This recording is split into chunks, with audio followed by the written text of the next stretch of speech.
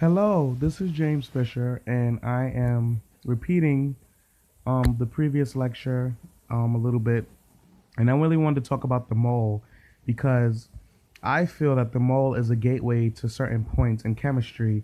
And I feel that if people who are struggling with chemistry have a basic fundamentals of the mole, they can access different areas, right?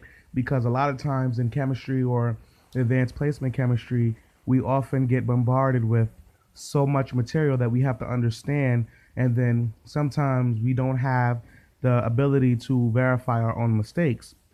So in this problem, we can really get, confused, and then we can really quit chemistry as, an interest, and we can really get discouraged with chemistry. And hopefully in this series on the mole, I will try to use the mole as an access point into many different areas within chemistry.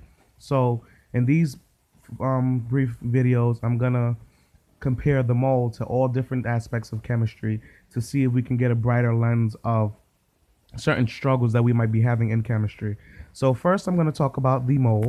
Um, like I said in the previous lecture, the mole was constructed to provide a universal unit to all types of matter, so that no matter what compound you may encounter in the world, you can connect all these compounds together.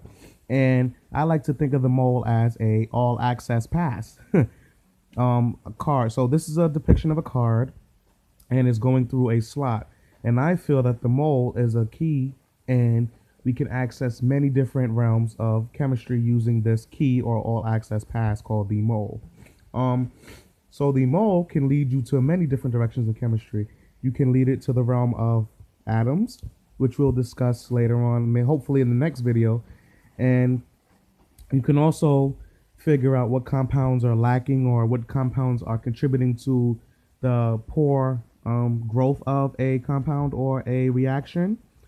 That's where we go into access, limiting reagents, access reagents, and so forth. We can also tell the relationships between different types of compounds, and those are mole ratios. So basically in the reaction, like I said before, the moles connect all compounds of the earth, and it's a universal unit. So we can apply this idea and say that since it's a universal unit, we can mask certain compounds that may look complicated with the mole, and then compare them to other compounds to see their similarities and differences. You can also compare the mole to concentration or molarity. Concentration being how much of a ion or a compound is saturated or insoluble in water, and that is also molarity. So that is one form to express concentration, and that's a really important topic that I'm going to go over with you guys in a later video.